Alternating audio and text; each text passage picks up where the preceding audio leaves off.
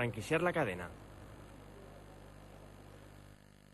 La primavera que acabem de deixar enrere és la millor època de l'any per a la reproducció dels animals. I ara, a l'estiu, és quan ja han nascut les noves cries i llocs com el Bioparc es tracta de naixements amb una importància molt rellevant perquè hem de tenir en compte que són espècies molt amenaçades.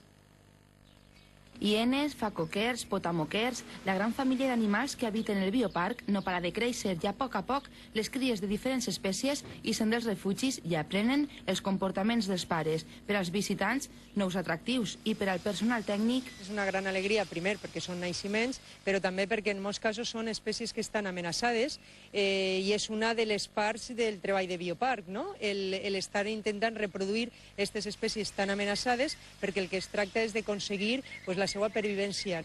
Els lèmurs són una de les espècies que es reprodueixen amb més facilitat ací al bioparc. Fa només un mes van néixer 2 noves cries i, com poden veure, ja s'han integrat perfectament en el recinte exterior i passegen per on volen. Esperem que l'any que ve es torni a repetir este baby boom.